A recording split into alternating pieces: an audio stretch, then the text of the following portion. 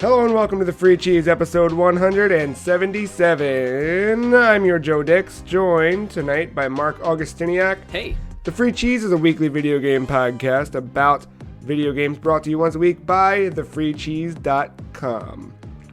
Hi, Marc. Hi, Joe. How are you? Fantastic. Wanted to do gooder than good.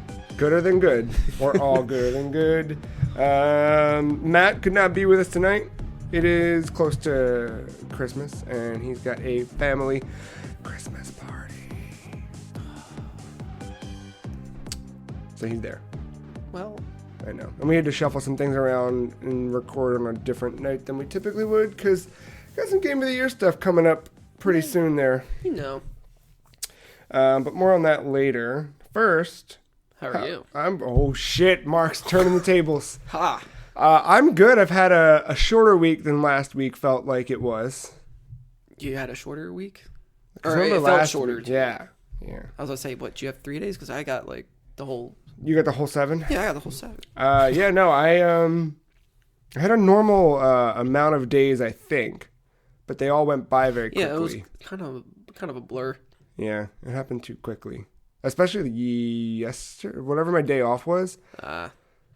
That was just gone, because it was like I woke up, I did a little bit of Christmas shopping online, and then I was like, oh, the day, okay, it's over. Yeah, just hours. I did Christmas shopping online, then I had to go to do grocery shopping outline. Can't do that online. Well, I guess you can. You could with Amazon or something, but it's weird. Then you gotta wait. You don't have that immediacy. Plus, right. I'm a man who likes to walk around a store with a grocery list on my phone. You know, I'd take in the atmosphere, soak in the culture of the grocery store. Yeah, that culture. I love it. Some of the best culture there ever is inside the grocery store. It depends on the section. Yeah, I guess. Yeah, I don't know. Fine week. It's cold now, which isn't great for someone who rides a bike to work.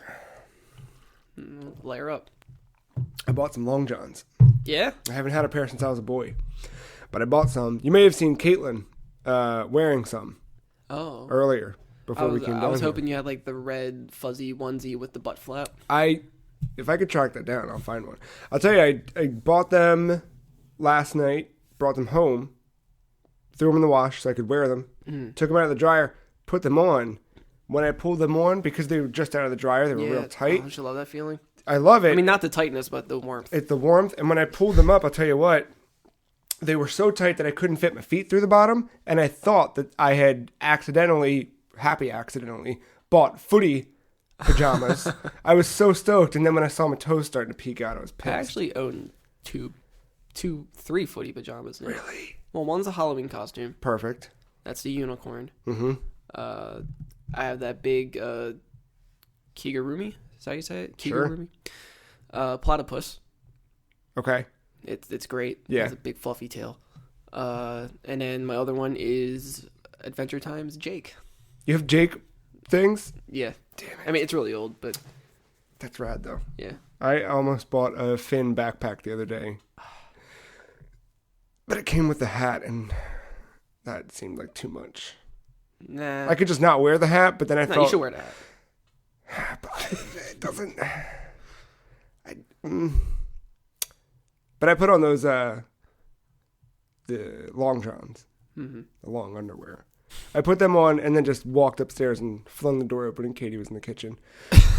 And she was like on her phone, and then like kind of turned because she knew I was there, but she didn't care. And then she kind of looked and then saw, and she was just like, "Oh my God." And I was like, "I told you I had another surprise besides groceries." You just like relaxed arm on the doorway. Exactly. And she was like, "Well, where's mine?" And I was like, "Oh."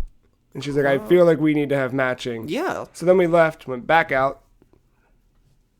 They didn't have a his and her. Yeah, we spent a good while out on the march for them because they didn't have them at the Target around the corner. Had to go all the way to the other one. Got them there though. Came home, matching Long John party. Watched some Adventure Time. Coincidentally, there we go. Comfy. Mm-hmm. Just a comfy day. It was good. And then I was really pissed off when I had to wake up this morning, take everything off, and go to stupid work. I mean, could have kept it on. It was very sweaty though. I found some dope socks though. Target. They're like all the way up to your knee. Okay. But they're like an old man's sweater. They're just like nice and thick. Just wool. Wool as fuck, but they're Batman. Oh. And they're like... They don't have the little cape hanging off the back, do they? No. I never understood that. I'll show them to you before you leave. They're like, they look like a shitty holiday sweater. Yeah. You know what I mean? But like with Batman logos and like purple snowflakes, and right. They're not offensive. Okay. Yeah. Like I wouldn't... And even if they were, it'd be covered anyway. Yeah. They're comfy as fuck though. Very hot though, and I'm already a sweat man. You see there? Yeah. I was already. I'm quite the opposite. Yeah? You should track down a pair. I'm a shrivelly, frail boy. Speaking of frail boys, I got you something. What? Yep. Why? Well, on my weekly journey to Target, I was wandering around. Oh, this is a surprise, isn't it? And wouldn't you know it, in the clearance section... That's a McDonald's bag. Well, I threw them in here to throw you off so you wouldn't see the surprise. Uh-huh. But in the clearance section, they had a little bit of energizing elixir. Oh, boy. What is... This is the Jones Soda tie-in. Oh! Oh, yeah. That's awesome. It's the Jones Soda tie-in to Final Fantasy 15. The Chocobo. Yeah. There's 2 servings of Gisal greens in each bottle. Oh, look at the little lining on the label. It's little chocobos going all the way around. Yeah, it's pretty good. I didn't know they sold that here. I Yeah. thought this was just like a, I don't know, Japan thing. No, Target. Boom. Awesome. Thank you. Yeah, you're welcome. I'm going to crack mine open in a second here. It says here, Wiz creates this tonic in small batches in the basement of his Chocobo post and only sells this secretive soda to those in the know. And considering you're holding a bottle in your very hands, you must already know that. Lucky you. Final Fantasy 15 from Square Enix is the latest installment in their iconic video game series, available on November 29th, 2016. Please buy our game because we're not sure how good it's going to be. Visit www.finalfantasyxv.com. You ever had a Jones soda? I'm not sure. So wait. Yeah. Out of the lining at the bottom, there's one that jumped out of line. Oh, little fucker. You out of line, little choco? No, I can't say for certain that if I've had one or not. So what you got to do is you got to track down Jones Soda when it's regularly available. Okay. They make one called Fufu Berry. Fufu Berry. They have Fufu Berry and they have a berry lemonade. Now these things are loaded with sugar. Okay. This bottle, 35 grams per serving, which a serving is a bottle. This was like my... 35's average. My youth, I would just drink like 2 liters of just orange soda, so... But Fufu Berry, I remember, was like 47 grams of sugar per bottle. Berry lemonade, a little bit more than that. They have the I don't like cream soda. I do. Well, I think this is made of cream soda, so you'll like this. Because I was going to ask if they made cream soda. But they make a cream soda that's apparently the best cream soda in the world. That's probably what I've had. Who have had a cream soda. They also make weird things. So Saber like, caps. if you go to their website around Thanksgiving, you can get like mashed potatoes soda. What? Yeah, they have like a whole Thanksgiving set of like. That's okay. It's probably just gravy in a turkey, bottle. I guarantee you. No, they make soda that just flavors. Did you whatever. try it? I've not tried the Thanksgiving ones. I tried their Halloween variety, which had candy corn. I was about to ask. Sorry, candy corn. Candy corn was fine. It tasted like candy corn in a soda, which is, good once. Carbonated. Carbonated candy corn. And you're kind of like, yes, that tasted like candy corn. Say that 5 times fast. Candy corn, carbonated soda, carbonated candy corn. Carbonated candy corn, carbonated candy corn, carbonated candy corn, carbonated candy corn. I'm going to pop this open. You want to pop it open? Yeah, let's do it. All right, this is, let's see what my cap says. Oh! The whole thing. We got, on the first week of the next month, do something just for you. I like that. Got a balance is needed between home and business. Interesting. Cheers. To the Chocobo.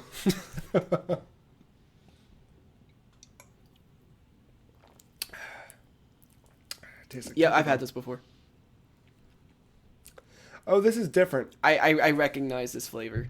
Like, it's very distinct. Yeah, no, this flavor tastes like a flavor I've had. This tastes like something. There goes all my teeth.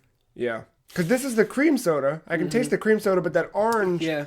It tastes like one of those little orange sickle ice creams you get from... Like one of those dirty... Yeah, it says orange and cream. Yeah. This is from one of those dirty old Fred Flintstone things you get from the old boy who comes around in the ice cream truck. It's delicious. Push pop. Push pop? Poppy push. Push Something your like pop. That. I'm going to save Push this bottle, ups. though. Like push ups. That's push up. Yeah, it's a cool bottle. Rinse it out and just keep it. I will tell you that not this Target, but the other one had a lot of them. Of this, like the Final Fantasy. This, yeah. I haven't seen regular Jones Soda in Target in some years, but this was in their clearance section, tucked all the way in the back by like the napkins, just bottles. This episode sponsored by Jones. Dude, Jones Soda used to be my shit. Because I used to work at a grocery store and we sold old Joni. And take me home a case of Foo Berry every paycheck. Thanks, man. Yeah, dude. I saw it and I was like, what better Pronto drink than this? I need to finish this game. Speaking of which, let's move into a segment we call Now Playing, where we talk about what we've been playing. I played more Final Fantasy 15. How far are you? Probably not far at all. Level-wise, I think I'm like 16, maybe. Oh, okay. I think. I don't know. I'm very low. Well, apparently you're like probably halfway. What? Most people I've seen beat the game, they're not even at level 40. Interesting. It's like between 30s and 40s. 40s if you like really did everything, but like you don't have to be that high of a level. Huh. I assume that it probably gets harder to level up. You know what I mean? Like I guess, but just, I mean, I've seen people, they take that screenshot of like that certificate of like, I beat the game. Yeah, and I'm yeah. is this kind of spoilery? Because it's like, I don't see. Are you sure you're seeing the level? I've seen on those same little screen cappy things the hours they've put into the game. Well, I've seen that, but I've also like just seen people talk about like what level they're usually at. Even before the game came out, when people had an early copy, they'd be like, "Yeah, I'm like level like 32 or 35, and I beat the game." I want to say I'm like 15, 16 pushing that. I just got through some ice cave. Like that's the most significant thing. I think I'm around. I want to say I'm close to that. Yeah. Level wise, but not progress. So maybe I'm overpowered where I am. Okay. I don't know. I still didn't get the Chocobos yet. I haven't picked it up. Yeah, when I went back, I had left off right at getting the mission where Prompto was just like, "Can we please go ride the Chocobo?" And I was like, "Yeah, bro, let's go." So I went over. The last Guardian got in the way. Yeah, everything else got in the way for me. But I wanted to go back to it before we do our Game of the Year stuff. So I was like... Makes sense. I was like, let me go back and let me ride some Chocobo, because I feel like that's going to be a good thing. And then... Yeah, I heard you can, like, change your colors and name them and all that. I don't know, because I got there, and... My friend has a blue one. What the fuck? And named it Boko. Oh, shit. Yeah. No, I got there, and the guy was like, "I'm afraid it's too dangerous out there to take these Chocobo outside the ranch. If you want to ride one, I guess you'll have to go kill some things and stuff." So I can't ride one unless I'm on the ranch. But even when I'm on the ranch, I can't ride one. And then I tried to activate the quest to go complete what this guy wanted me to do, but it wouldn't activate the quest. And now I don't know what to do. And then I got sidetracked on other quests. I don't know. So I got to go back and... Yeah. Because I want to ride a fucking Chocobo. Yeah, because I think, is it Easy Allies? Sure. That's the podcast. Yeah, they have... Yeah, because we're talking about having a white Chocobo, and they named it Lightning. God. Because they have that lightning cardboard cutout they bring with them everywhere. Like they had a meet up during a PSX weekend. And they brought lightning? Yeah, like they did a whole... They had the whole group photo of like everyone that met up with them. With lightning? Mm-hmm. That's pretty good. Yeah. We'll have to... I can see you stealing that. Yeah, that seems like a thing that would make sense for me. Yeah. Sorry, I'm sucking down this energizing elixir, courtesy of Wiz. That's his name. Wiz. I think that might be the guy who yelled at me and said I couldn't ride a Chocobo. Probably. It's a cool game though. Like being back in it, like I finally got to the point where I'm able to level up like character traits or whatever, like where that you get into the actual, what are they? The AP. AP. Thank you. What does it stand for? I think it's attribute points. I'm pretty sure it's pretty basic. But yeah, I finally got to that, and I was dumb as fuck, and I didn't realize, because the way they do that menu is really weird, where like it's all grayed out, so it makes it look like only that first section you can level up. So I spent all my points in that one tree. Oh man, thinking that the other ones would unlock after I completed that tree. Mm-hmm. And then I cycled over, and I was like, oh wait, no, you can. It's just grayed out because I don't have that selected. Shit. You can't reset it, can you? Nah, but it's fine because I feel like I earned back a lot of the AP quickly enough. Yeah. But yeah, it's still a really fun game. It's still There's a part that got somewhat spoiled for me. Is it a bad? Well, apparently it was shown in the trailer. Let's have it. I didn't watch the trailer. So car when crash? I saw this, it deals with a car. Because I remember like the first E3 trailer, there was a car crash, right? Or they're like flying through the air in a house. That's all I remember from the E3 trailer years ago. What was flying through the air? I don't know, like them in a car in a house. Does that sound right? Yeah, it's the car. Huh. Turned into an airship. Oh fuck! That's what happened. I didn't want to tell you. Ah, damn it! I saw a picture of it too the other day, and I was like, "That's a dumb Photoshop." Yeah, it's real. Ah, bitch. It's kind of cool. But yeah, that's really fucking cool. Do they know about it yet? I wish I didn't find out that way. Now I wish I didn't tell you. No, I kind of knew. You know what I mean? Like deep down, I knew. Yeah, but there's that party that just wants to. I know. You know, it's called the Regalia, right? So I mean, that has like a. I don't know. I for some reason wasn't expecting an airship.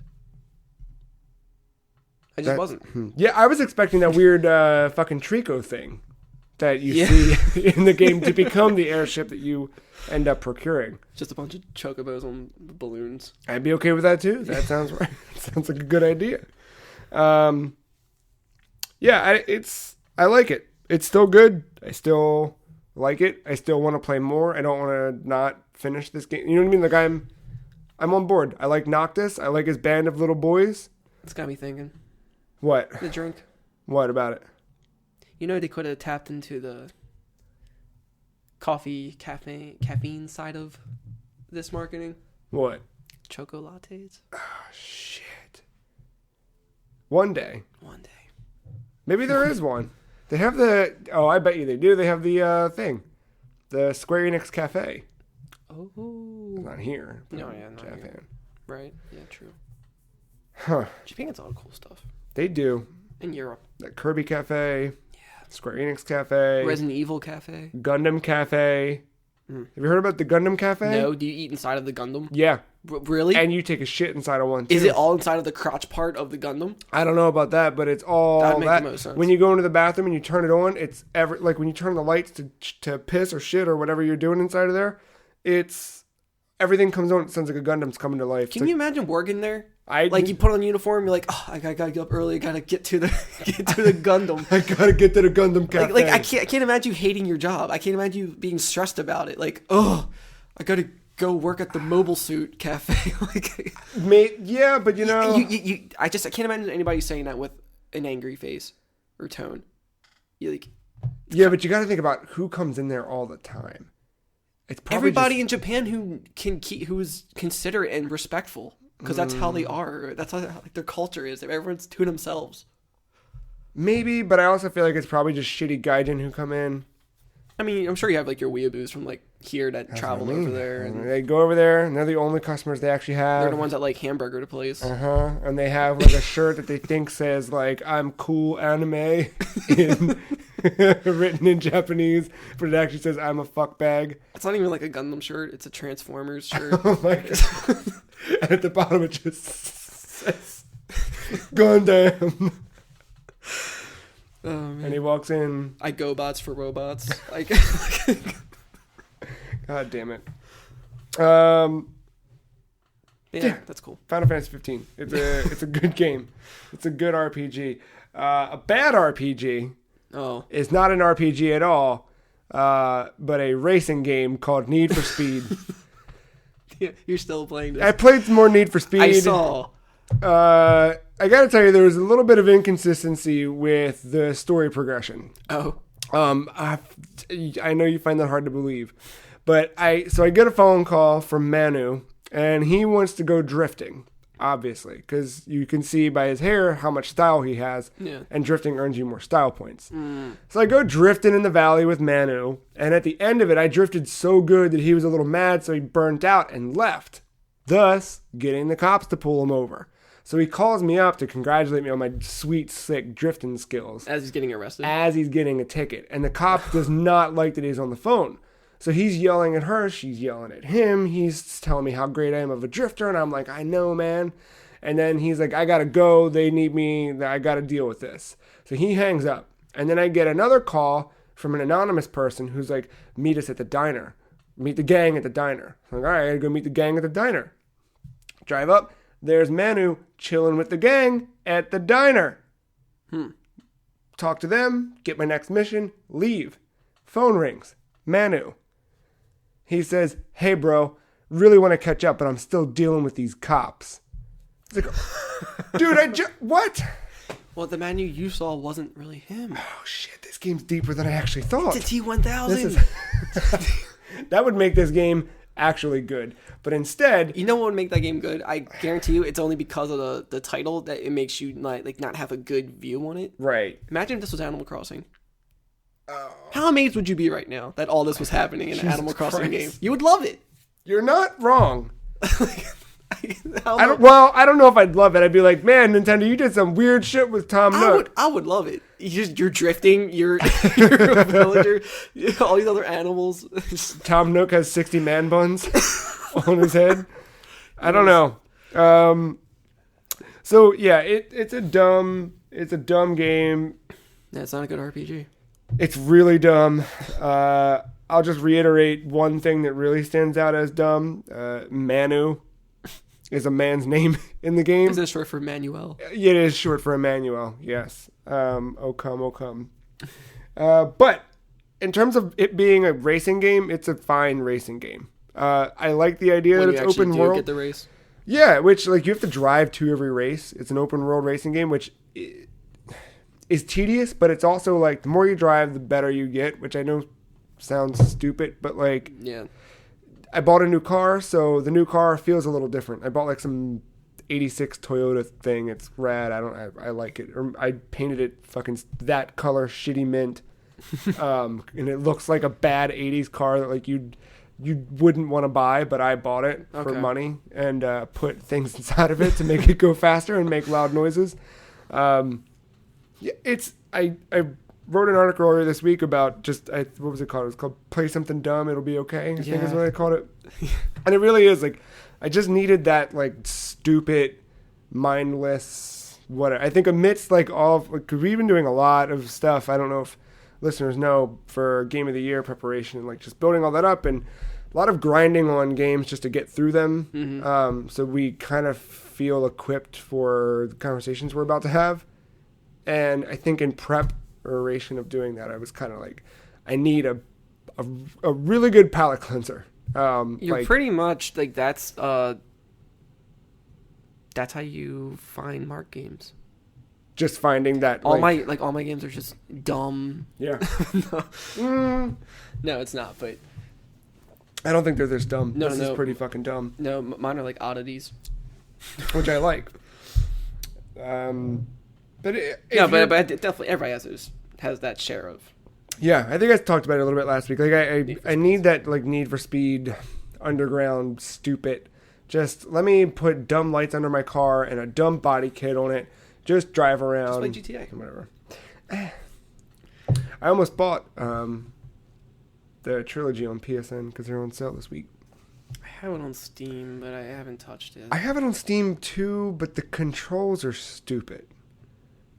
It wouldn't let me remap the controls, and when I plugged in an Xbox controller to... I was kind of fine with it. Maybe it was... I think I was able to reconfigure. For me, whatever it was, the Steam versions were really weird. Huh. Hitting Y, which would be the equivalent of triangle, did not open the door to the car.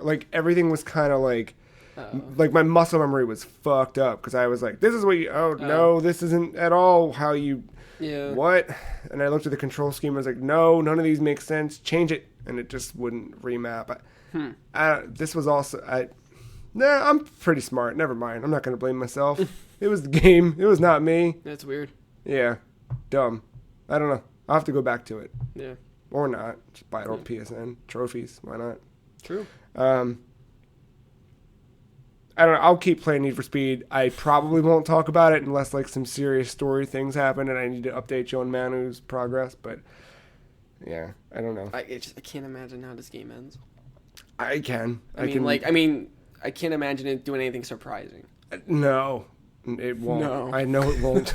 It definitely won't. The most surprising thing is that you're the bestest with the steering wheel. It was, I mean, like, I thought that was a drink and I almost knocked it over. Fuck. It's like, it's fun to drive around in cars. It's just you know what I mean? Like, it's everything else. Yeah, all the other shit is so stupid, but it's so stupid that it's, like, laughable. Yeah. Like, I think I don't remember no, it was after we recorded. But I told Katie, like, you gotta see how stupid this game is. And I turned it on. And she was like, you're just racing a car. And, like, she didn't, like, and I was like, no, just let me get to a cutscene. Like, you got to see these people. And I finally got to a cutscene after, like, 30 minutes of just playing. I think that's, like, the most bittersweet part. And it's like watching a B movie. Yeah, but, wait, the B movie? No, I mean, yeah. Shit. I know. Yeah, no, yeah. But it's not even that. Because, like, it's so bad that it is laughable, but you want to keep seeing it because for the entertainment of it. Like, it's not supposed to be funny or whatever. Like, no. But then again, maybe they don't take themselves seriously. They do, though. Are you sure? Maybe they're just like, how are we supposed to make a game like this interesting? You know what? Screw it. We have the money, but I don't know. It's like low budget, but nicely done. Does that make sense? No, it does. I get it. I think it's like, it feels like baby's first movie. You know what I mean? Like, the acting isn't that bad. It's just everybody they're has overacting. Yeah, like they have such like cliche personalities. Everybody's like a cookie cutter. Right. But they deliver it well. They do, but then like I was trying to see the man behind the Manu, you know? I was really like the man behind the ooh. Oh god. I was really like trying to look at this guy as an actor and like try and think like, how did you do this? Because either you are this guy, which fuck you if you are this guy. I believe most of them are who they are, except for like the females probably. But how do you just, I don't know. But it felt like a bad like high school drama class. Like they gave some high school kids a video camera and they were like, go do what you want to do, kids. Would you be pleased if Need for Speed was a musical? I think that would be okay. Like the cutscenes were all just musical numbers. That would be kind of fine. And I hate musicals. But these were like a hip musical, so it would be like a hip hop-ish auto-tune. Oh fuck. Like street racing music. I mean, hey, they already destroyed the franchise. Featuring Ludacris. This was their reboot. So, I mean, why not? This is their Timbaland boot, like this is the dead ass. Let's get out of Need for Speed. I'm gonna move right along on. We need to leave. We need to leave hard. Adventure Time. I bought Adventure Time: The Secret of the Nameless Kingdom. I almost bought it today. I don't know why I didn't. It's $1, right? It's $1, yeah, but you also don't have a thing to play it on. No, but I'm still building a list. I know. If you're not familiar, ladies and gentlemen, Marc has been buying PS1 classics and Vita games despite not having a Vita, PSP, PS3, or I'm going after them sales. I get it. It's like, I get it. I open up Steam and I buy a bunch of shit even though I don't have a PC. I'm investing for the future when there's a lot of games to stream or record. True.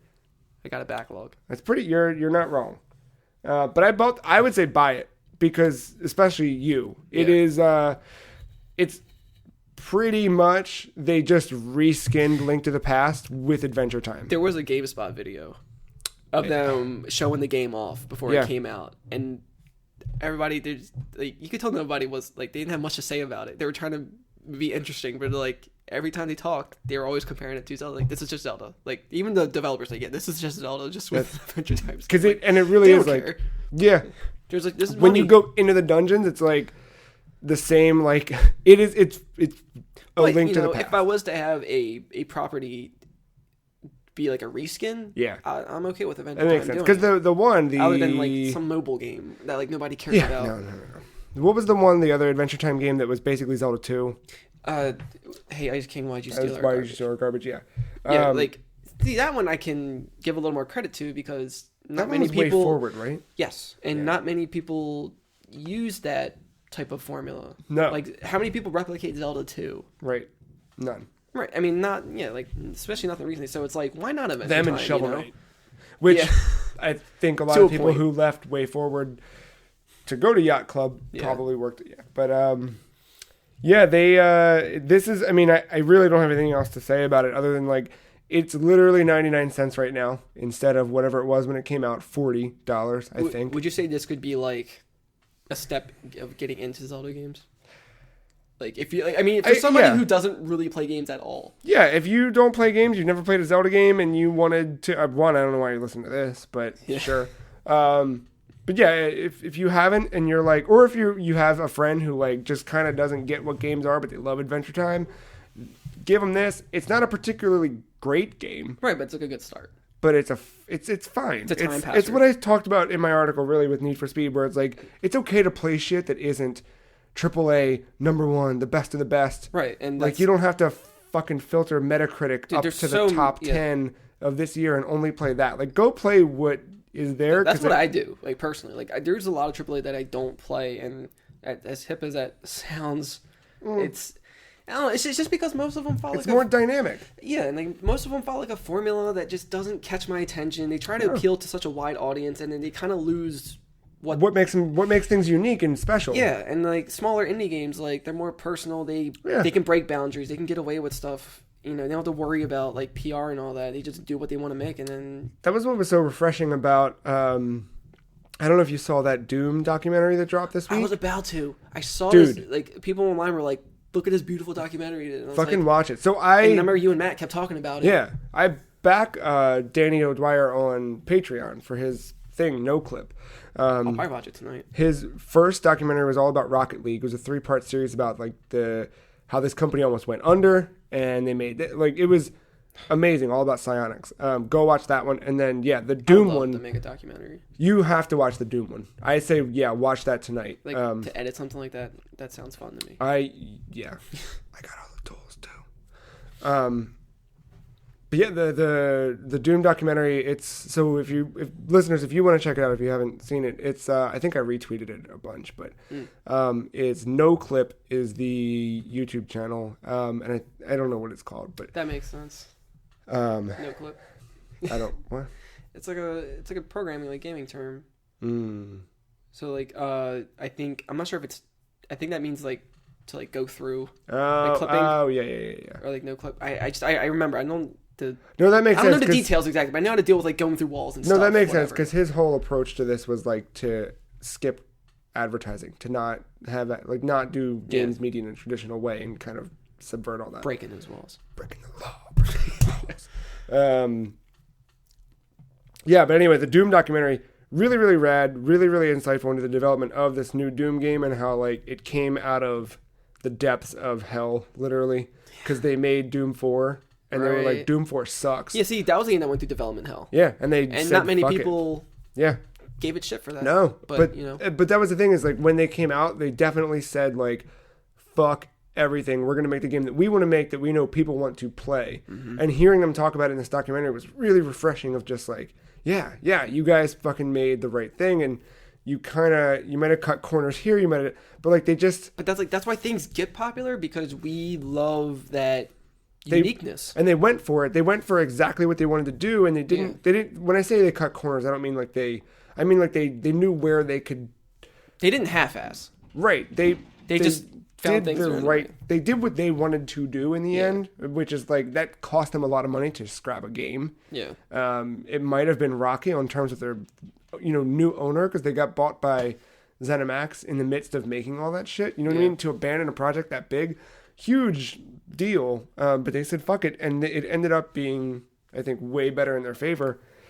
And I think that kind of like weird things like Adventure Time: The Secret of the Nameless Kingdom, a lot of shit went into that game. I mean, it might have just been some dong who said, let's let's just do Link to the Past with Adventure Time. But but what really went into it? You know what I mean? Like, and I think it's a cool. Yeah, like the thing about Adventure Time, like just saying and talking about it, if you don't watch it, you're just aware of it. Mm-hmm. It gives off like this very kiddie vibe. Mm-hmm. And yeah, it is a cartoon on Cartoon Network for kids, obviously. By kids. but once you start to watch it, you start to notice, at least with like the first like couple seasons, that like there is a lot of adult overtones in it. Mm-hmm. Not in like in a perverted way. I mean, like, if you're an adult watching this, you will find things and notice things that probably only you will get in your age range. Mm-hmm. And they get dark, they get serious, they get real. It's like rooted, it's grounded. And it kind of makes you like respect the show a little more. Oh yeah, Katie cries every time that we watch the Simon and Marcy episode. Oh man, that's such...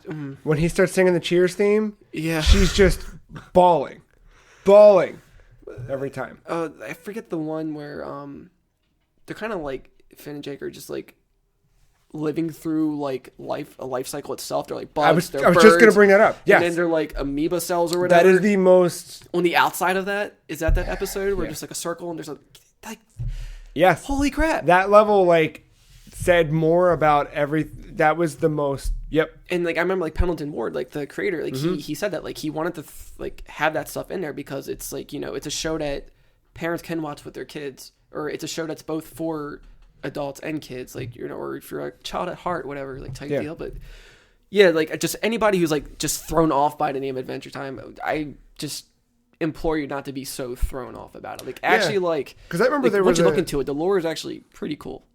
It's super rad. There was like especially if you like video games. They even like released a book. Which book? With the lore. It's that the Enchiridion. Yes. Yeah, no, that was the. If you like video games, like this is a show you should probably check out. And this definitely, because the music itself, it's all like chiptune. I just watched an episode. I mean, I've been like just kind of looping it recently because I've been, you know, I go through an obsession like every so often with it. And there was an episode last night where Finn and Flame Princess were dungeon crawling. Remember that one? That arc, yeah. Yeah, I know. But yeah, that one, and they're dungeon crawling and like. They're like running through, they find this chest, and they can't open it because they don't have a key. So they walk and they go through all this bullshit, and they've made this advancement, and then they find a key. And Finn's like, yay, we get to run back to the chest now and open it. Flame Prince is like, what? That's dumb. Why would you go all the way back there? And he's like, because we have a key, we can go test. And she's like, okay. And they walk all the way back, put the key in, doesn't open the fucking chest. And he's like, cool, let's go find another key. And she's just so pissed. And it was like, nope, this is video games. That's what video games are. I did not expect to talk that long about Link to the Past with Adventure Time. Yeah. But 99 cents, really rad. It's a cool game. Just like Crypt of the Necrodancer is a cool game. Yes. I just wish I was better at it. I am better at it. I haven't touched it since Vita. I last talked about it. Vita. Because I bought it on sale with the PSN holiday sale. Mm-hmm. Played it on PS4, and I was like... Got the Steam one coming up next week. The what? Steam holiday sale. I know. And I just spent a bunch of money. So I mean, you're probably not missing out too much, because they don't do flash sales anymore. I know. But there are a couple things on my wish list that I'm waiting to drop. Yeah. Like all of the old Quake shit. And I think I have those. I think yeah. Quake 3 tournament. I think I want to do yourself a favor. Get Unreal Tournament 2004. I think it's somewhere like all that shit is. I mean, I like 3, but everybody's standard is 4 for some reason. But I'm gonna buy them all because I'm sure they're gonna be 50 cents or $1. Unreal Series is pretty cool. Yeah, I remember playing it years ago. But yeah, Crypt of the Necrodancer. I bought it last Steam Christmas sale, I think, and I loved it, but I wasn't good at it. Right. And then it's like you're still learning everything, and like, what does this do? Can you do this? Am I allowed to go here? Oh, is it time limit? Oh. Yeah. And I never knew to like go back and upgrade like things. I can put my own songs on here. I can just... Oh, that part's dope. You can't do that on the Vita version. I can just play the chicken dance on loop. God damn it. What if you loaded up like a 3-hour looped song? Like the file is like that big. I guess you could do that. That gave you plenty of time for a level. Yeah, you'd be fine. Download a 5-hour playlist from YouTube. Tune it up to the Free Cheese podcast. Yeah. Playing rhythm too. That would be the weirdest. Sorry. But I finally beat the first fucking zone. It took a year, but All it took was like 5 minutes on Vita, and I was like, oh, I'm good at this game. I just needed to be on a different platform. But it made so much sense, like having the screen in front of me, and it was like, I don't know, it felt good. Yeah. I might get it for PS4. It's good. Is it still on sale? Is that this week's sale or last week? I don't know. Might be gone. Yeah. Even still, I mean, I have it on Steam, but just for some reason, just my PC is such a mess. Yeah. I'd rather just play it on a console. Yeah. Yeah, not much on that one. I just wanted to point out that I finally beat that first boss. Cool. And that first boss was rad. But now I'm starting to make progression. That game's way cooler than I even realized it was. Like, there's a whole, like, weapon upgrade system, like... Different characters, different, like... Which, I think, tell more of a story. Yeah, it's cool. One more big one before the biggest one. Oh. I told you I had a lot that I played this week. I didn't have much. That's why I'm chiming in with you. No, yeah. You played this and told me about it, and then I played it. Let It Die. Yeah! So, Uncle Death is fucking rad. Don't you love that startup? It is so good. I told you, like, that's yes. Yeah, this is everything I've ever... I know you. I know. Like, this is... Yeah. And to correct myself, it's not Suda51, it's Grasshopper. Yeah. Suda's the guy who... Close enough. I know, yeah. But... yeah. But yeah, no, this... I didn't... I mean, minus that tutorial crap. The tutorial, like, dragged on a little bit. But once you got past that point, it picks up. Once I actually got into the game, even the tutorial was fine until it was like, okay, I got... When you got to the little HUD world. When you get to the HUD and you have to keep... Hub world. When you get to the hub world and you have to keep reading the fucking envelopes, but you can ignore them, but they're there, so they're always going to be there. That's why the OCD kicks in. Yes. That obsessive clearing disorder. Yeah. And yeah, but the game itself is rad. So if you didn't catch last week, Let It Die is a free-to-play Souls game. I know. Just Souls is like it's its own genre now. I know. Which is just short for like an action RPG that is very hardcore. Yes. You die a lot. Yeah. This is your kind of a roguelike, I guess. Yeah, because you die and you're dead.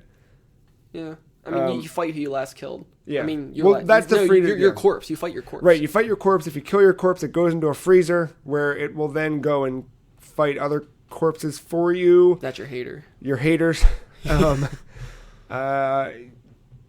But if you die, you can pull your corpse out of the freezer and make that your next character. I don't know if the maps are randomly generated or not.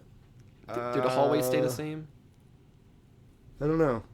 Because I only played enough to like... Tower of Barb. Yeah.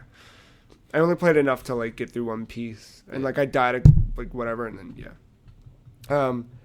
But it's free to play, which turned me off immediately. Like right when they said free to play at that Sony press conference, when anybody says it or hear it, you're just like, because your immediate reaction after a decade of living in bullshit is it has a bad rep. Is that free to play means the gameplay's been stunted and nobody cares. It's just a cash cow. Right. It's a thing to trick you into paying money. Like that's what it sounds like. Right. And it's not at all. Which is basically Phantasy Star is a free to play game. Does it trick you to pay? It doesn't trick you. Well, I mean, like, is it set up in a way that it benefits you greatly too? Not by much. Maybe like aesthetically, mostly. Well, I'm fine with aesthetically. But overall, that game is playable without having to pay anything, and I love it for that. And that's exactly how this is. Yeah. Which I was so surprised at after finally getting it. And honestly, if it weren't for you talking about it, I would have been like, yeah, cool, that's the thing. But it's not like pay to win. It's not anything. The free to play thing is the game starts and Uncle Death, who is a rad fucking Grim Reaper with Joe's persona. Yes, like literally he's everything I ever want to be when I grow up. Glasses and all. Oh my god, like that's... I wish every day were Halloween so I could be Uncle Death. He has like 50 pairs of glasses. Yes. Did you notice that? The two that I've seen so far, prominently that I remember, are the 3D one. The 3D ones, one's red, one blue, and then the Swirly boys. Mm-hmm. That makes sense, right? Swirly boys. Okay. They're like hypnotizing spirals. Yeah, Swirly boys. I'm sure there's a name for that. that we just don't know. Let me check here. Let me just bing that real quick. It says these are Swirly boys. Oh, they really are Swirly boys. Okay, yeah, there you go. But Uncle Death is rad, and then you kind of start, and like he's just got this like broken English way of introducing. It's so Japanese. It's so good. Like it's just so. Yes, like it's like a bad Japanese game show that came to America. Is kind of what it feels like. I love it when Japanese games are so self-aware. That and when they try to make games so American. Yes. Because for some reason they do it better than we do. Oh yeah. They have that charm. Yeah. A fucking Earthbound, dude. Like exactly. Like, that's way better of America. Street than Fighter, like a stereotype they make. Yes. Punch Out. Yeah, here we go. Oof. But you kind of Uncle Death is like, hey, choose your body, and you kind of pick from one soulless slab of meat. Yeah, as somebody who likes character creations in games. Yeah, like if I was that serious about character creations, which I know I am, but like if I was like super nitpicky, I would hate this game for its creative factor because you're so limited, right? You're very limited, but you just pick a body, but that's the point. Exactly, that's exactly the point. And that's why I love it. You're not supposed to care because you're gonna fucking die. You're supposed to let it die. That's the whole thing. Is like your character does not get attached. Fucking matter. No. It's just it's what you carry. It's all the experience. Right. Like that's the only part that matters. Exactly. And so as you choose your character, you run in, and it's left trigger punches with your left hand, right trigger punches with your right. You find gear along the way, and you just take whatever you can grab. You're not supposed to be. Don't be picky.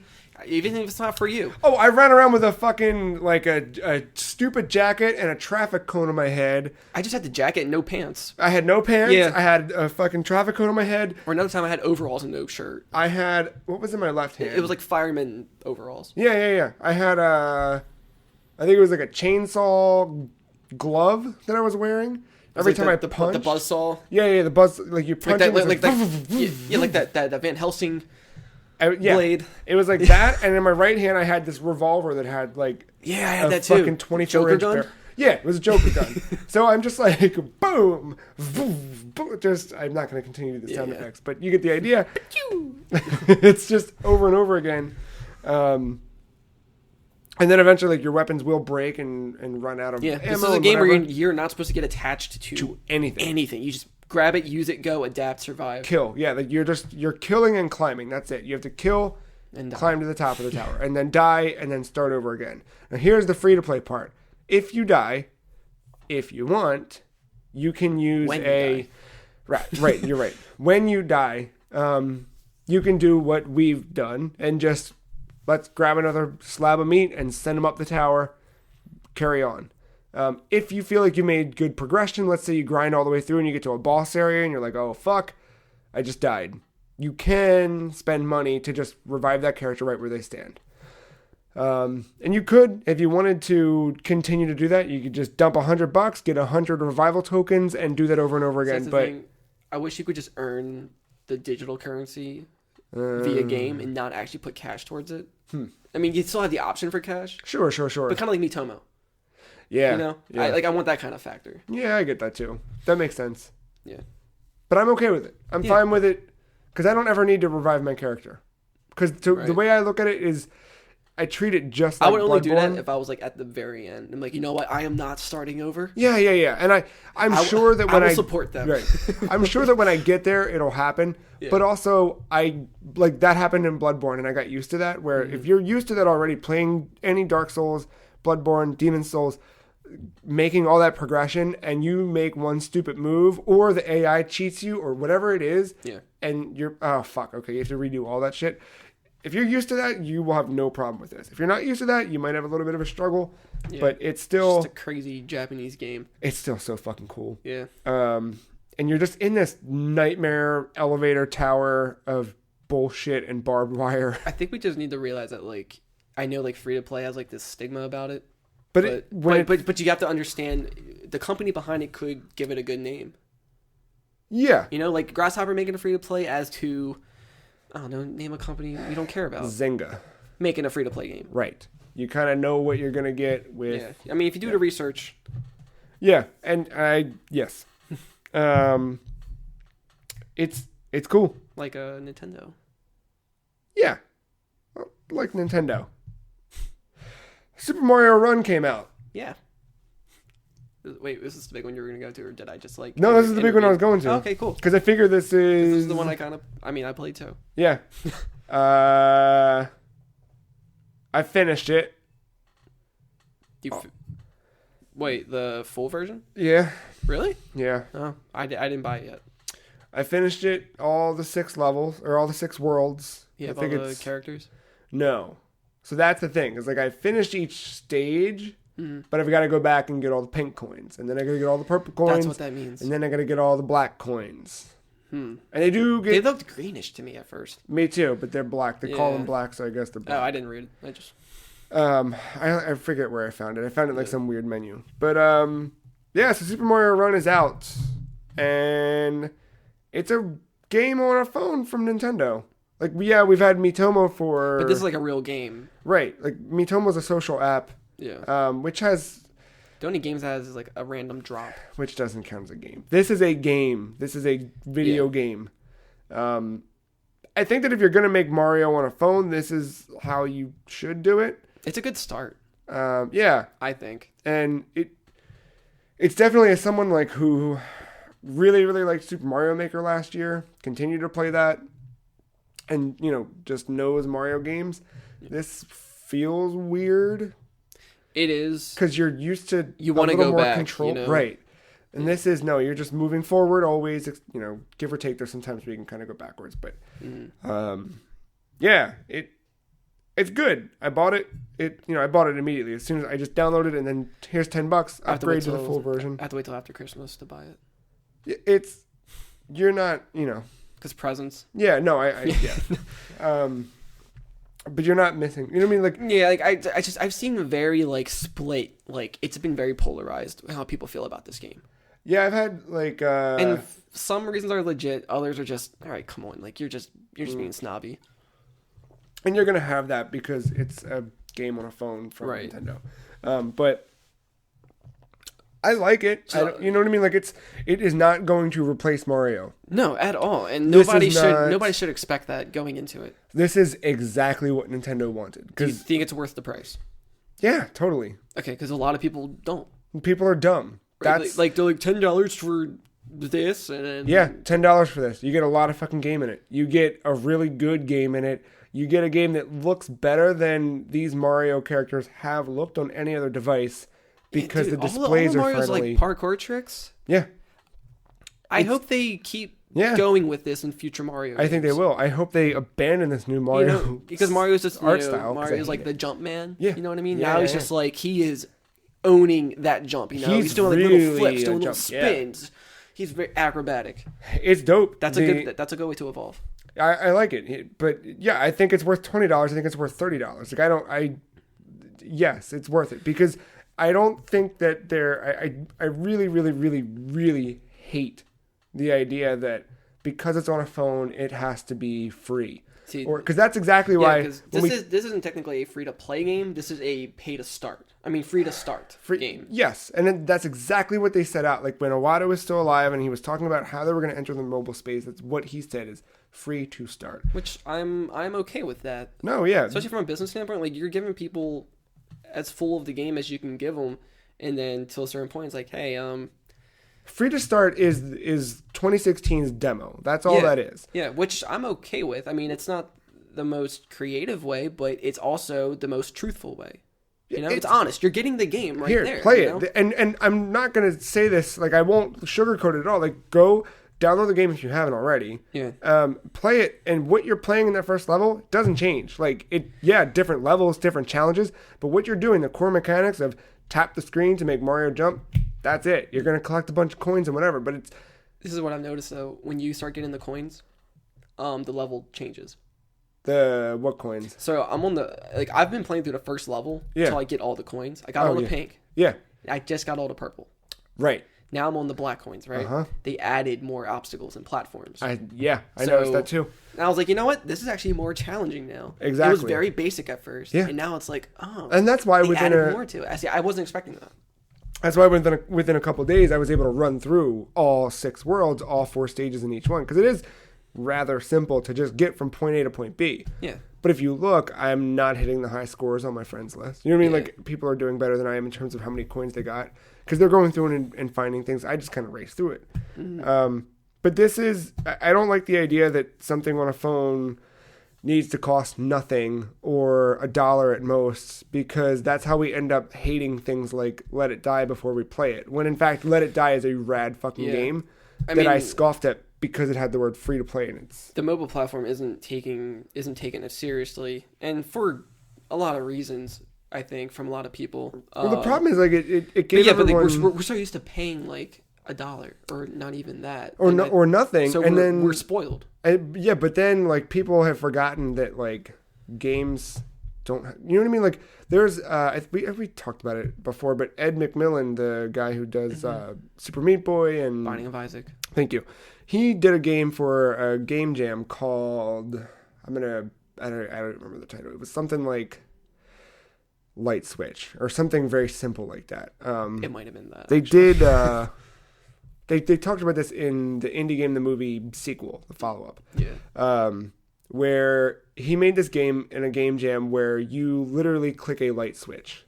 And you click the light switch and it turns off the light. And when you click it back on, there's a poster on the wall of like a nudie girl with boobies, right? So you turn the light on, you turn it back, or turn it off, on, off, on, off, on. When you hit 5 clicks, and there's a counter keeping it there. When you hit 5 clicks, you notice like something else shows up in the room. So then you keep going, and he had it set up so that there was an algorithm in place where every whatever, exponentially, the more clicks you did, the more things you started seeing in your room. And he did it as a like social commentary on the fact that like stuff like Farmville and whatever, you're not doing anything. You're not playing a game. No, you're just clicking. You're spending time and you're clicking. And you're being rewarded with fake bullshit, intangible objects that you can't really touch. Yeah. And that you can actually put real money in. Right. And it's gross, right? So, and that's all, and that's what it is. And he said, like, he talked about, like, how gross it is that, like, you're just clicking for fake things that you can't touch and can't have. You're not actually doing anything except for clicking. And then, oh, are you tired of clicking? Why don't you pay us so you can click less? And it's like, it's so fucked up the way that this all happened and how it came to be. But it totally changed the face of video game development to the point where now, like, we hate companies like EA, and EA's voted the worst company in the world because in order for them to stay alive and try and make money, they had to co-opt some of this bullshit and put it into their games. Well, at least they didn't turn their games into Apache slots. Not yet, but right, like the mainstream went a certain way because the mainstream learned all this shit from playing games on their mobile devices, and the mainstream comes back and buys a lot of EA's games, but they're not willing to do anything in EA's games or buy EA's games. You know what I mean? Like it's all this fucking gross, incestuous bullshit. It's overtaken just by just a money like marketing point of view. There's no like and then there's no integrity. But the idea or there that is, like it's not balanced. It's they want right, but like they need to make money at the end of the day, which is it's fine. And but you're not gonna do it being so shallow, like. No, I know, but no, $10 is fine, and fuck you if you don't want to pay $10 for a game. I think for Nintendo to break through these walls like this and get on a mobile platform and do something that's not like, it doesn't look like a cash cow. Like it doesn't look like they just half-assed it and. Here's the thing. Go. You know, like this actually feels like they took time into this. They did, and they launched it. They're trying to like help themselves and also provide. They put out a demo for free. You play the demo. If you like it, you buy the game for $10. Right there it is. Right. I saw a thread day one on NeoGAF that said Nintendo not making this more like a traditional F2P game is a big mistake. And then I didn't even click on it, but I already know like inside. There's some guy who's going to ramble about how stupid it was and how much more money they could have made had they exponentially drawn it out and changed the gameplay and paid for extra But nobody did this to Sonic's run game. Pause. Right. Before even that, there's another thread just above that on NeoGAF that says Super Mario Run has biggest launch on App Store in App Store history. 10 million downloads, 4 million purchased. Oh, did you see the other one? In a day. Did you see the other one about the stock? No, what happened? Like their stock actually fell when the game released. Sure it did. It always will. But it was like, to them it was like a big deal. It was like a lot. It'll come back. Or they lost money. I think that's what it was, like 1.5 million or something like that.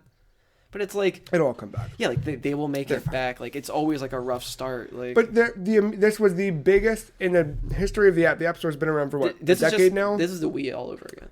It's the beginning of it, right? And this is exactly what people crapped on it, and it became one of the best selling. But they planned on this. They said, we're going to put out brand new ideas in using our intellectual property, and we're not going to do it as a replacement for, but we're going to do it as an invitation to our platform. Like, these are the snacks. These are the appetizers. This is something where you go, oh yeah, I remember Mario, right?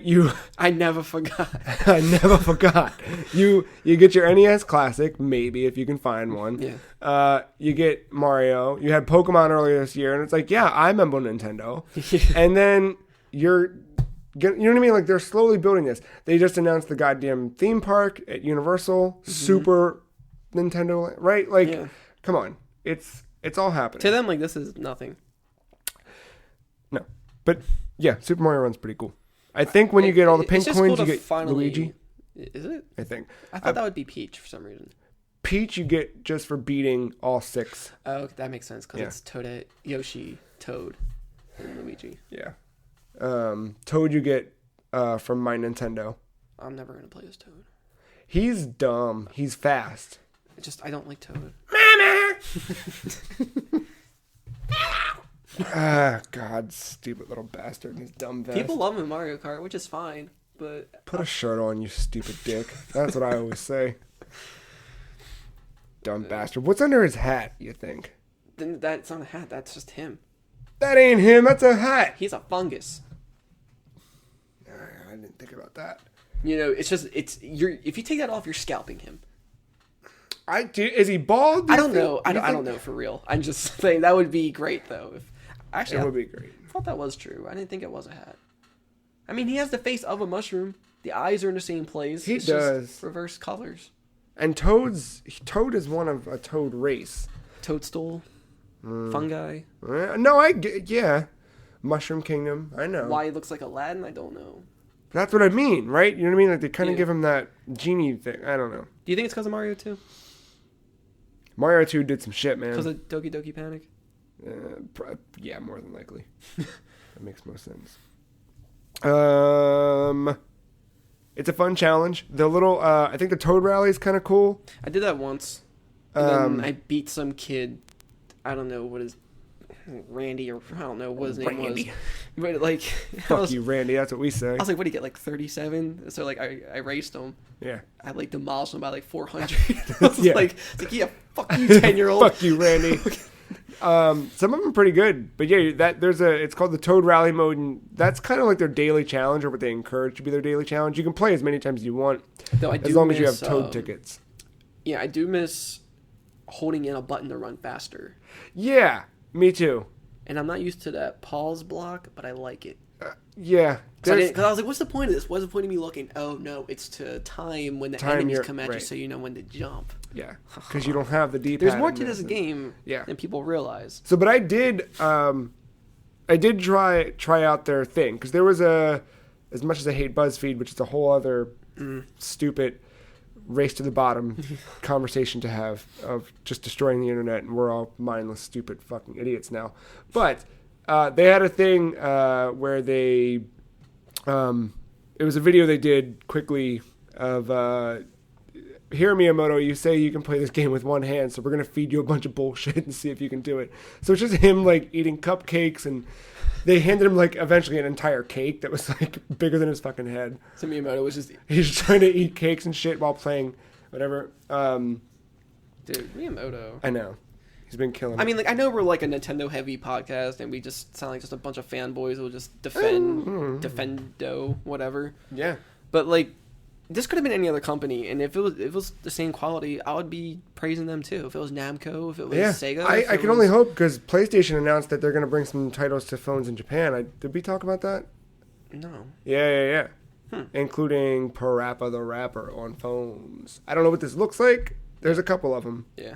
But if they do half a good job, that's what I'm saying. Like, it's all about the quality. Like, I don't care who it's from. It's just that Nintendo just happens to be the one that does it the most.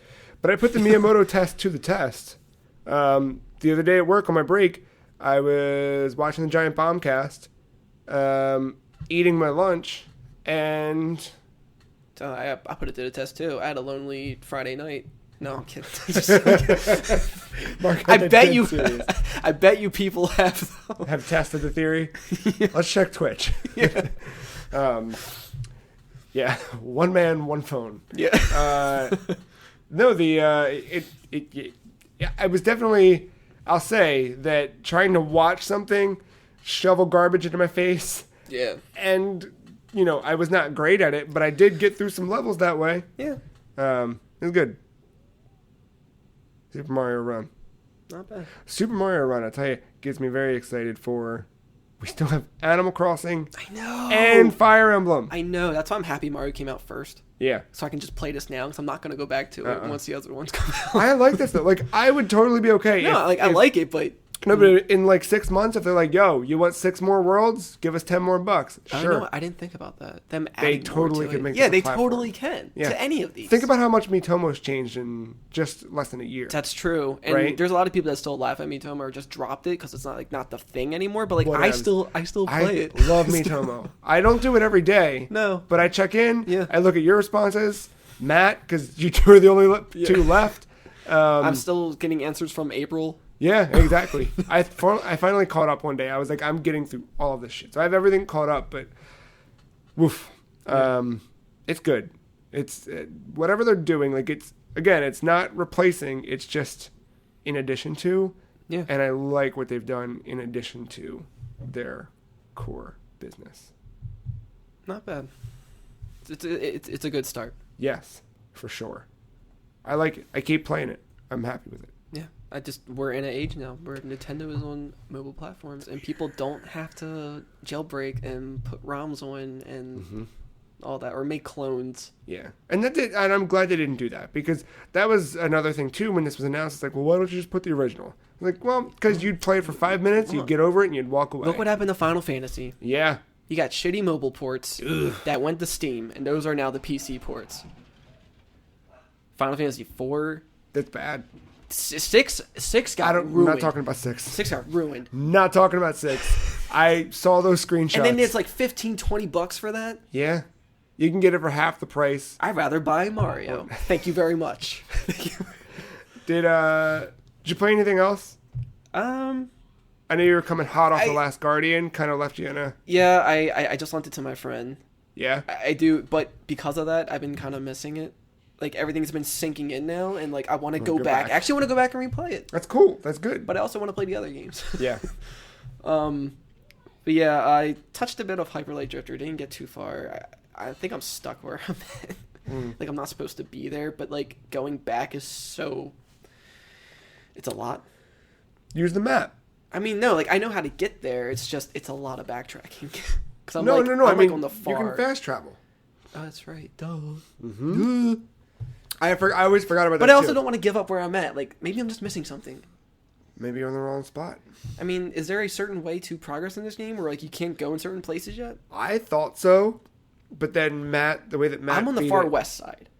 Where have you already gone? Where there's the traps, like, crystals that pop up and try to kill you. And then I can't get to that final dungeon because I'm missing a shard. Yeah. Out of the pink diamond. Yeah. There's something else you got to do. That part fucked me up. I don't know. You're fine. You can go through. There's somewhere else in there. I forget where it is. And I see the part that I can take, but I don't know how to get to it. There might be a hidden... I think I have to really, like, backtrack and then find a different way. It's in that western area, but I don't remember where it is. There's something you got to do. It might be underground. Convoluted. Yeah. That west section fucked me up for a little while. The other ones were pretty straightforward, but that west one, I was like... Because I got to that part, and I was like, okay, I see where I'm supposed to go. And I kept doing it over and over again, and then I don't... Yeah, like, I went back into it because, like, I was telling my friends about the Reader's Choice Award thing. Yeah. And one of them was like, well, his vote is based on, what was it? Not feedback, but, like, the company, like, still caring about the game, listening to the consumers. Mm-hmm. So, like, responding to feedback type deal. So like he sees it as like brownie points. I was like, that's fair. Yeah. So like he voted for like I think he voted for a game that wasn't even on the list. I think I saw a write-in vote. Yeah, it's that one. Got it. And he explained it to me. I was like, that makes sense. You know? Yeah. That's a good choice. And that's when I brought up Hyper Light Drifter. Because of the whole 30 to 60 frame deal exactly. and all that. So that made me want to go back and play it, and I got stuck, so I stopped.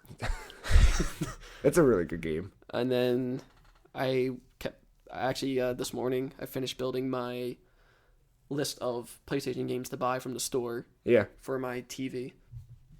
Did you get one? Not yet, but I went through the entire catalog this time. Yeah. And so I just made a wish list of like 26 games. Nice. I wish, you know what I really wish? That I love on Steam and I don't have on PlayStation? An email that says an item from your wish list is on sale. Yes. Fuck. They need to... PlayStation Store definitely needs to update. I found a bio in one of their games where it just says, please reinsert text here. Oh, fuck, man. I was like, they just copy-pasted. They don't care. Because they're taking the lack of quality control from Steam. Why not just take the good stuff, Half of them don't even have screenshots. Some of them only have a video trailer. Yeah. My favorite thing on Vita... It's very unorganized. The Vita store...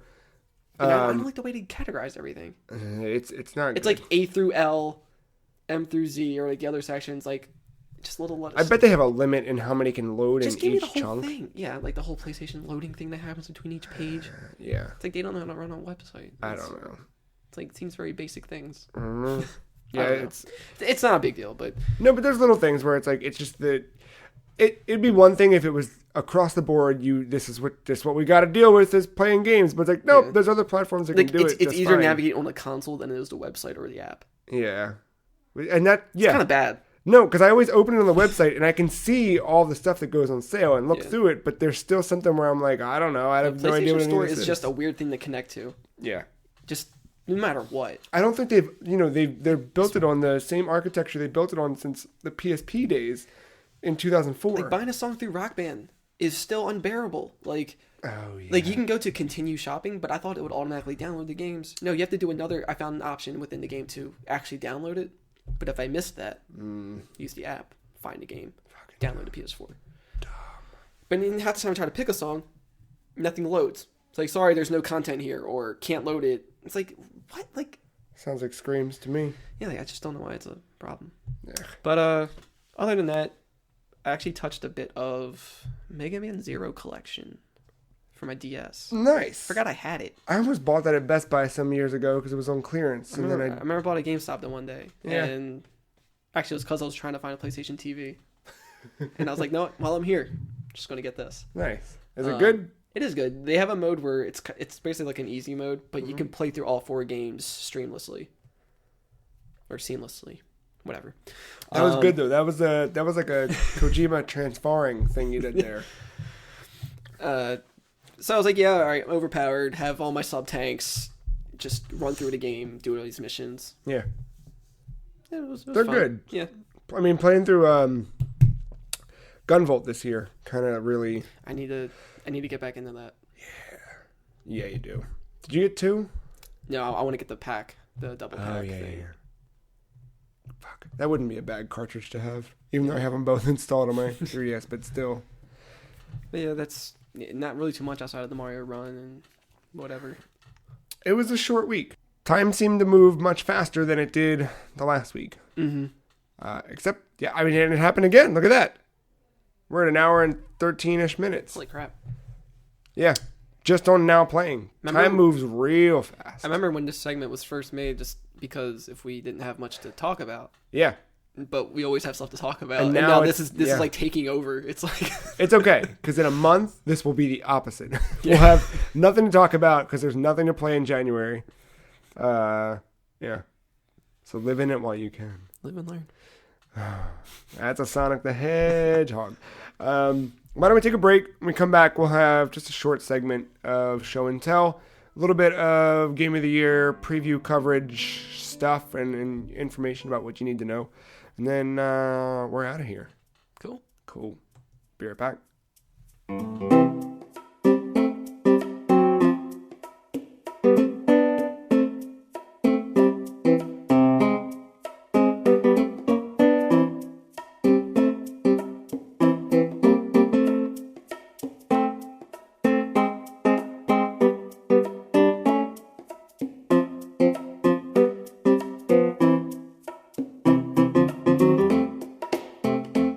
welcome back. Hey, Mark. Hey, Joe. Mark, you just talked about the Mega Man Zero collection. I did. What if I asked you a question? Okay. No, I just thought about how... So you played that. The Last Guardian came out this week, or last week. We talked about that.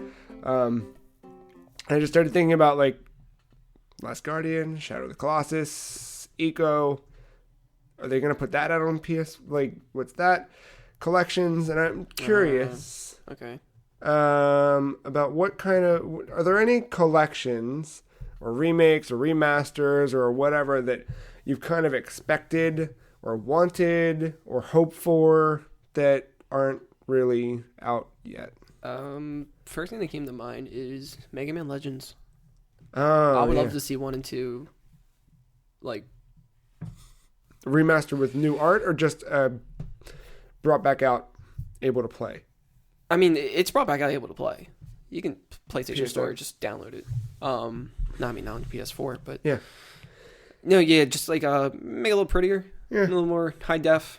Modernize it for current TVs and all that. Makes sense. I mean, I love the artwork in it. I love the style that it's in already. Like, it's fine just the way it is, but if they can just like make it less jagged, I guess. Yeah, that makes sense. Run a little smoother. Maybe update some of the animations. I think, yeah, I would be totally okay with that, because that is my overall favorite Mega Man. I never played Legends at all. It's the, like, I'm not sure if action RPG is the right word, but it's definitely, like, has that quality about it. Yeah. You I remember different upgrades, different armor, but there's a story that goes with it, and yeah. I mean, I never played the second one. I didn't even beat the first one, but the first one I had was on the 64. Oh right, was that Legends on there, or was that just yeah? Mega Man? It was just called Mega Man 64 instead but it was of Legends. Got it. And it was because of Nintendo Power that I wanted it. Huh. It was front cover. Talked about. I was like, "What is this Mega Man? Oh, that's cool looking. He has hair." Yeah, he does have hair. But you're like you're a treasure hunter, I believe. What? Yeah, I didn't know this. Yeah, like his name is, well, I guess Man. It's is Mega Man Volnut. Volnut? Volnut is his last name. Is he like a German pilot or something? No, I mean there's voice acting. They're in an airship. Roll is actually the pilot. All right. Roll Casket. What? Yeah. Okay. All right. She's like the engineer. Whatever. What does walnut and casket have to do with one another? Oh, caskets can be made of walnut. But like a walnut, not a walnut. Volnut sounds like an angry German man screaming walnut. Walnut. Walnut. I don't know exactly what a walnut is. I mean, could be made up. It might be made up. He's a robot though. But anyway, so what did he do? He's not a robot actually. He's a man. He's a human. Is he a boy or a man? I guess a boy. Okay. I mean, because there's voice acting in the game too. And he sounds like a boy? Yeah. Okay. And it's not really, cringy or whatever. But yeah, I mean, there's your ship crashes, you get stuff happens. Tronbon gets included. She's like the villain, pseudo villain. Yeah, I don't know much of the story. I just know how the second game ends because of the whole "Get Me Off the Moon" campaign. Right. I should grab those. Yeah, because they're all on PS1 or PSN. It'd be fun. Yeah. I think the first one, like, thinking of last generation to this generation, that I'd like to see like just a reissue or a remaster or whatever would be the Infamous games. Ah, okay. But there are obviously all sorts of things I want remade. But like my gut, when I start to think about like stuff from the PS3 that came over to PS4, it was like they made sure they did Uncharted. They made sure they did The Last of Us.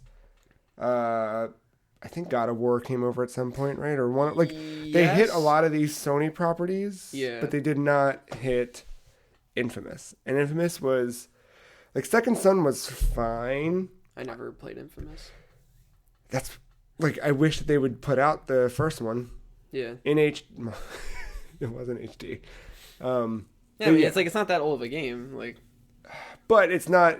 I think the only way to play it on PS4 is if you do PlayStation Now, which you can rent it and stream it. You know, but I liked it. I really liked it. The first Infamous. The second one, I liked it. I hear the first one's just better overall. The second one added some cool stuff, but it just felt edgy. The first one just had that like rawness to it, and it had much more of like a comic book feel rather than like a cinematic feel. Yeah. First one was like, hey, what if we made a fake comic book hero into a movie? And the second one was like, what if we, or rather into a game. Second one was like, what if we made him into a movie that you played? Still was very heavy on the playing. I don't want to make it seem like it's Heavy Rain or something, but I'd like to run through that again. Infamous was good stuff. I got that one. That was, I think, free for that PlayStation Network outage that happened back in 2011. Oh, yeah. Yeah. That was good. But other than that, I don't know. Because, I mean, we got, like, a lot of stuff, but, like, I don't really, like, BioShock, like, I can't really go back to that. No. At least not now. We got the Arkham trilogy, and I kind of don't want to go back to that either right now. It's really hard to really think. I mean, I know there's one that I forgot about, but it already happened. Which one? Odin Sphere. Oh yeah, they did that. I had that for PS2 way back. Yeah, and it looks even prettier now. Yeah. That's vanilla. Yes, that sounds right. These are the Dragon's Crown and Muramasa. Mm-hmm. Good company. Yeah, I think maybe Final Fantasy Tactics. I mean, I know for nostalgia's sake, it looks good just the way it is, but maybe like I don't know. You got to be careful what you wish for there, though, because then you could end up with the square sprites. Yeah, no, I take that back. Final Fantasy just hasn't been that great lately. I mean, I'll wait till Final Fantasy VII to really judge, but I think it could be good. Yeah, but I know this is like a little hypocritical of me.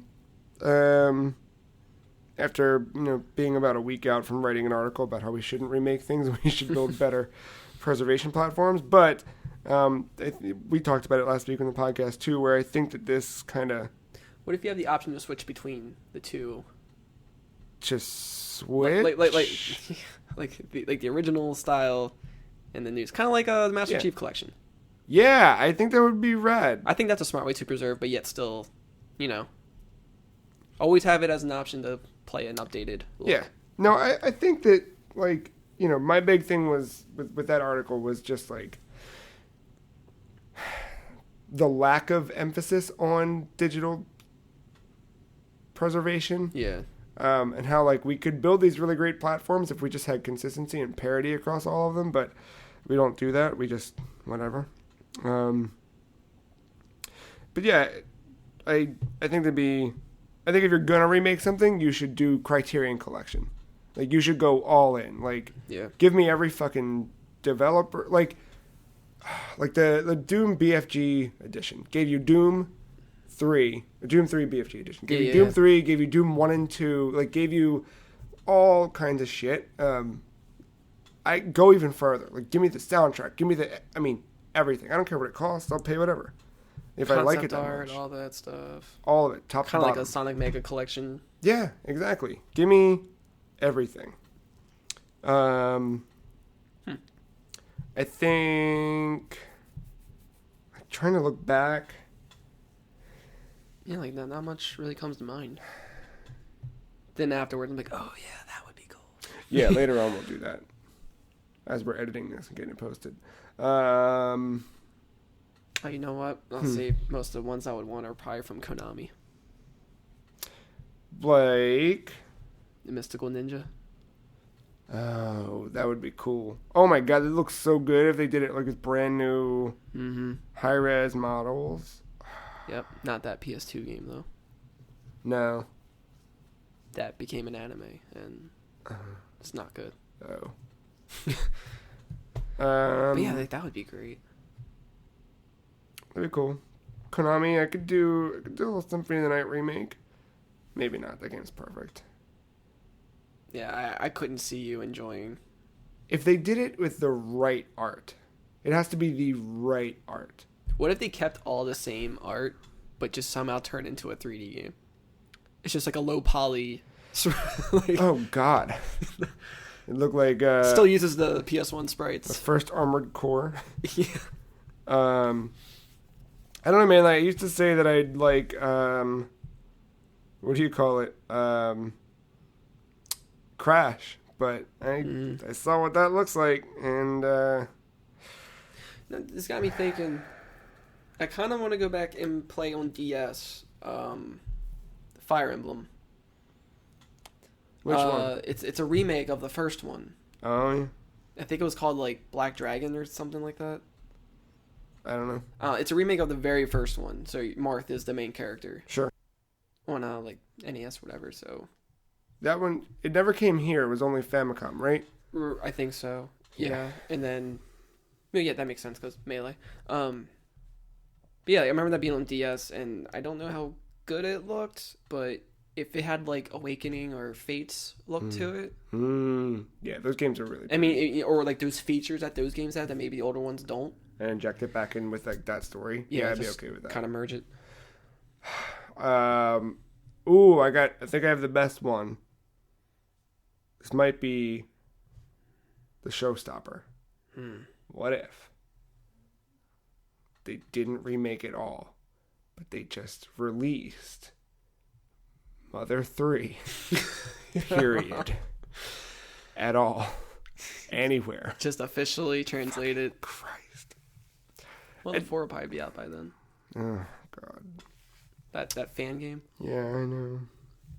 Sad. Yeah, there's a lot I think they could benefit.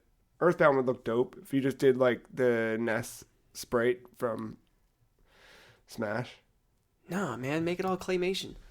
Oh, bitch, that's so good. Yeah, it's really good. I'd be way okay with that. That could totally happen now. Like, have it like 3D Dot Game Heroes animation. Yeah, I'd be okay like with stop that. motion looking. Yeah. Well, Nintendo could do it. Look, they have that Yarn series. They could totally do it. I'd love to see me. It'd be very surreal, especially when it got towards the end. They did do clay, right? Oh, that would look freaky. Yeah. The concept art was clay figurines. No, I know that. But a game they did recently.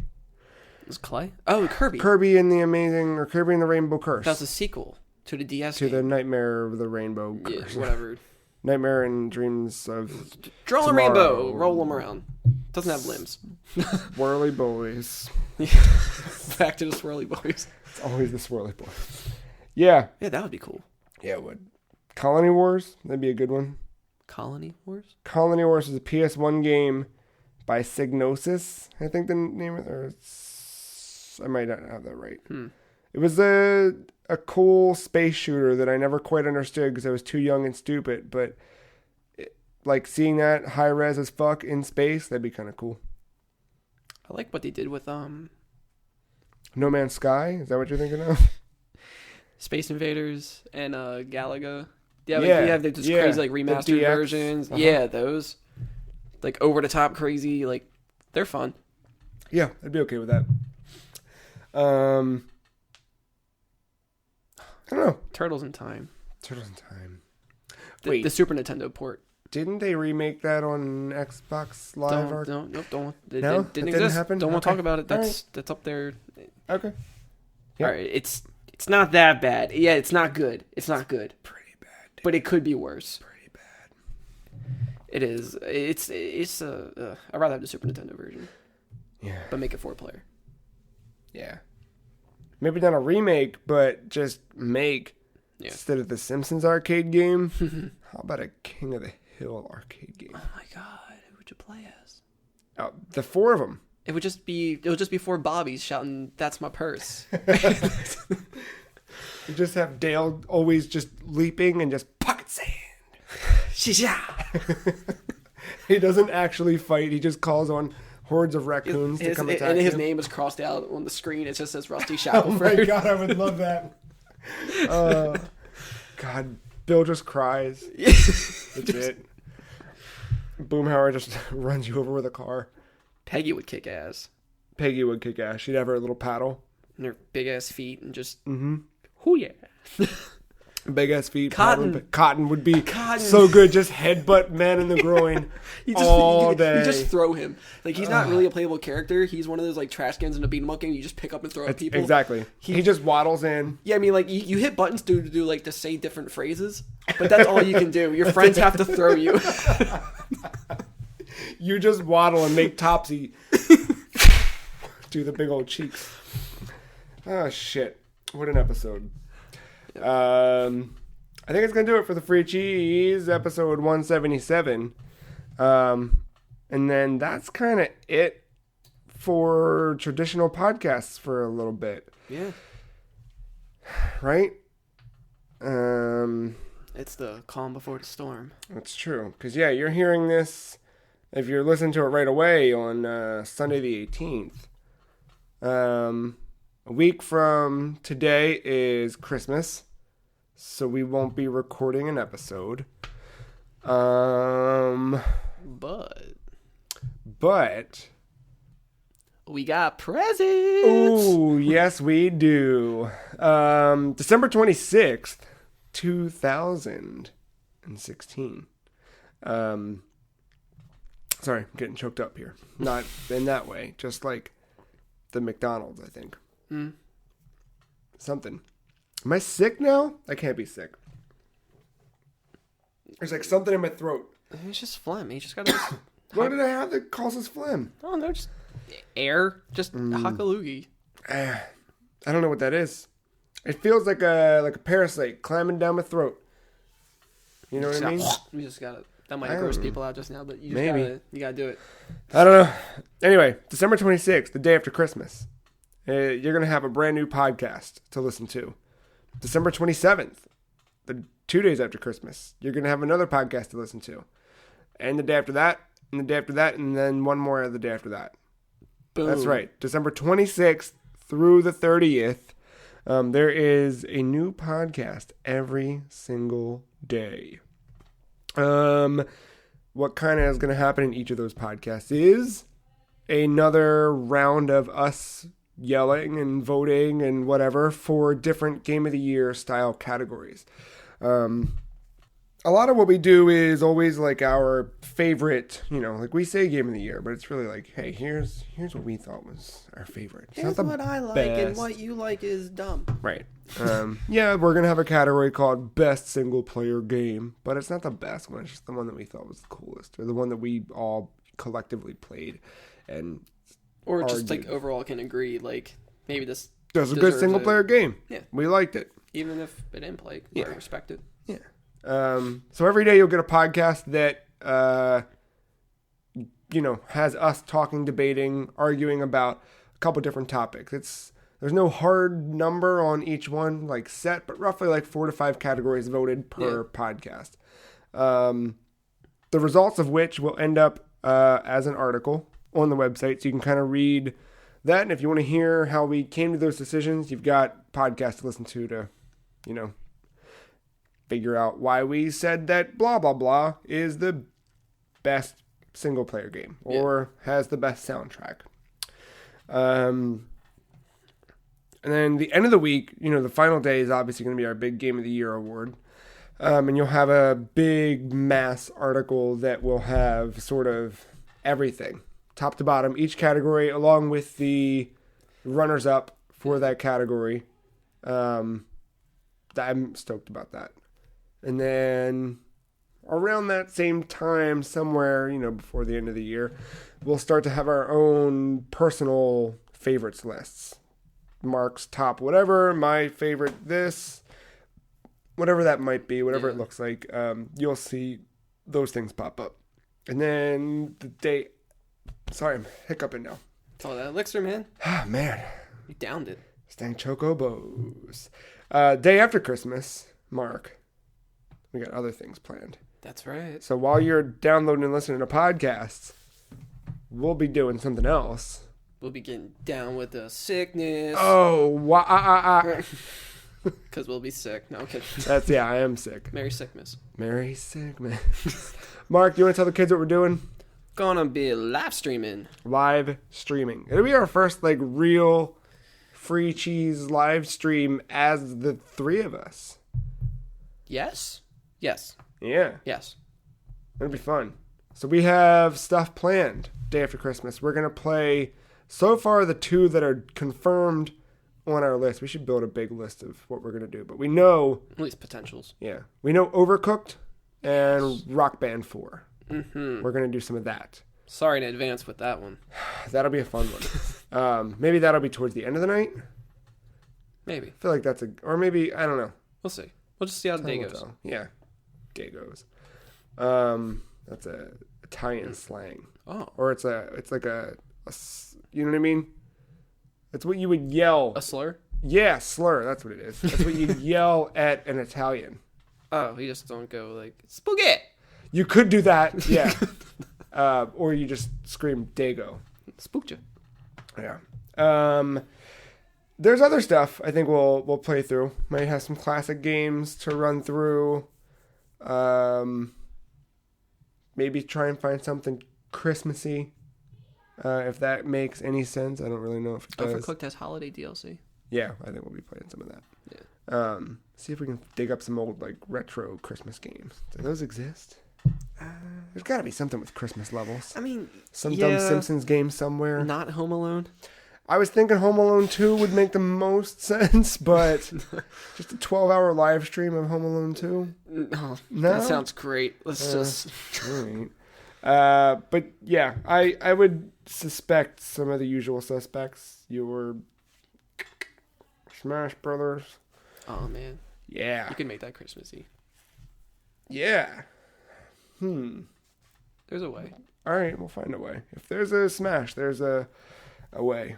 But yeah, I don't know if we'll have a traditional podcast, will we? Unless we record one on New Year's Eve. Not New Year's Eve. It would be New Year's Day. No, yeah, fuck. I don't know.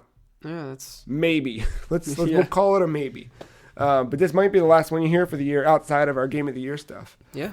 Time will tell. Either way, it's been a rad year. Had its ups and downs. It did. Started on a what, and then a nothing, and then here we are again. Yeah. And I think we're better than ever. Looking forward to next year. Yeah. Everything's just climbing. These cover stories are taking off. Pretty soon, things are going to take off over this way. And then I come in, and what comes up must burn down. No. No burning. Sorry. Unless we're... I'm an arsonist. Burning sick plumes and doing sweet drifts with Manu. Heckin' sick tricks. Heckin' sick, bruh. This has been another thrilling episode of the Free Cheese Podcast. If you like this podcast, go to thefreecheese.com. I thought you were going to keep clapping with each word. I could do that. That's Marc's new thing. Go to thefreecheese.com. Check out things. You probably missed it, but maybe you didn't. You might still have time. I don't know. It depends on how quickly you're listening to this. The Reader's Choice Game of the Year voting for 2016. You can go and make your voice heard. Be part of the Game of the Year conversation on thefreecheese.com. Had a little editorial all about playing dumb games. Retro Spotlight this week was all about Grand Theft Auto 3 and how much it changed my life as a young boy. And how it changed games forever and ever and ever. Trendsetter. Yeah. Our question of the week this week, all about would you make the same choice you did last year when voting for Game of the Year? And yeah, the answer's pretty much yes all across the board. Matt gave a kinda, but no, I'm going to change it to something else. And then I gave the finger to everyone who didn't vote for Bloodborne. What's new? More specifically to another crowd, but... Yeah, to everyone who made the wrong choice. All that's on thefreecheese.com right now, along with this episode and all of our other podcast episodes. You can always download and listen to these through iTunes as well, where you can subscribe, get every episode dropped into your phone, just like sweet old Santa Claus drops toys down into your homes. Or on the Google Play Store, where you can do the same. Okay. On all of these, you can rate, review us, leave us a comment, some feedback, etc. You can also send that feedback to podcast@thefreecheese.com. Twitters. Follow us on Twitter. The Free Cheese is @SomeFreeCheese. Marc is @og_mental, and I am @thefreecheese. That's it. Yeah. Maybe another one. If not, have a great Christmas, a great New Year. This could all get negated if we have one before the New Year. But we'll see you soon for Game of the Year stuff. Thought still counts. Huh? The thought still counts. Yeah. I'm just thinking traditional episodes. Because somebody might skip all Game of the Year stuff. They might say, I don't care about the Game of the Year stuff. I'm only here for the raw episodes. And if that's you, rad. We'll see you soon. Yeah. If you just want to hear more, there's always more. It's always more. There's always more. Yeah, Game of the Year stuff. December 26th, that's the day you want to be on thefreecheese.com. Christmas comes twice in the Free Cheese. Merry Cheesemas? That's going to do it. All right. Thanks, Marc. Thanks. Thanks, listener. Thanks, Uncle Death. Oh, yeah. Thanks.